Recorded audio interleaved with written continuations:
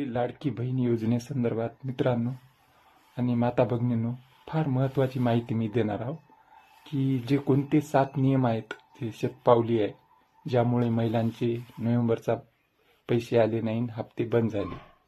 त्या संदर्भात काय 7 नियम आहेत आणि त्याच्यावर कोणते उपाय करायचे, ही व्हिडिओ मोठा होईल. त्यामुळे मित्रांनो शेअर करायला विसरू नका आणि फॉलो आणि शेअर करायला विसरू नका. एका मराठी माणूस चांगली जर माहिती देत असेल तर फॉलो शेअर नक्की करा आणि सबस्क्राईब सुद्धा करा. तर पहिले 7 नियम आपण बघू कोणकोणते आहेत की त्या महिलांनी त्याच्यातून बाद होऊ शकतात. पहिला नियम आहे, महिलांना एका राशन कार्डवर 2 महिला असेल त्यापेक्षा जास्त असेल त्याच्यामुळे सुद्धा नोव्हेंबरचा हप्ता आला नसेल.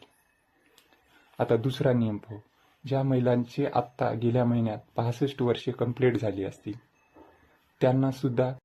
आता 3 नियम बघितले. चौथा नियम असा आहे की काही पुरुषांनी महिलांच्या नावावर अर्ज भरले लाडक्या बहिणीचे, त्यांचे सुद्धा बंद होतील. आणि 5वा मुद्दा म्हणजे जे महिला धारक असेल आणि तिच्या नावाने 4 चाकी वाहन जर असेल, तिचे सुद्धा पुरुषाच्या नावाने नाही महिलांच्या नावाने जर 4 चाकी वाहन असेल तर तिचे सुद्धा बंद झाले असतील. आणि 6वी गोष्ट म्हणजे केंद्र शासन किंवा राज्य शासनाची योजना, निराधार, कोणते अशा प्रकारच्या मोदीचे असे जर पैसे चालू असतील तर त्याच्यामुळे सुद्धा बंद झाले असतील, ते चालू असतील. आता 7वा आहे की ज्यांनी KYC केली नसेल त्यांचे सुद्धा पैसे बंद झाले असतील. काही महिलांची कशी बँकेची KYC, ही KYC मुळे या KYCची लक्षात राहिलं नाही किंवा रोजगार हमीची KYC, त्यामुळे सुद्धा पैसे बंद झाले असतील. आणि आता ज्या महिलांना आता पैसे नियमात बसतात त्यांना काय करायचं तर त्यांनी महिला आता ज्या महिला याच्यात नियमात कोणत्याही त्याच्यामुळं बंद होऊ शकत नाही तरी बी कशामुळे आले नसतील तर एक तर त्यांच्या बँकेचं सीडिंग नसेल.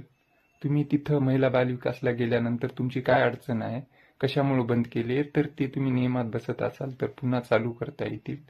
लवकरात लवकर जिल्हा महिला बालकल्याण विभागाला जाऊन तिथं त्या अधिकाऱ्याशी बोलून तुमचा प्रॉब्लेम सॉल्व्ह होईल. आणि काही महिलाचा काहीच प्रॉब्लेम नसते, तर काही महिलाचे पैसे पडले नाही नोव्हेंबरचे काही अडचणीमुळं, बँकेच्या इश्यूमुळं किंवा त्याच्यामुळं ते पडतील. त्याच्यामुळं काळजी करायची गरज नाही. जे नियमात महिला आहेत ते सर्व त्यांचे पडतील, फक्त त्यांना जिल्हा महिला बालविकास केंद्राला जावं. धन्यवाद. व्हिडिओ शेवटपर्यंत बघितल्याबद्दल धन्यवाद. व्हिडिओ आवडला तर शेअर करा, बऱ्याच महिलांना सुद्धा त्याचा फायदा होईल.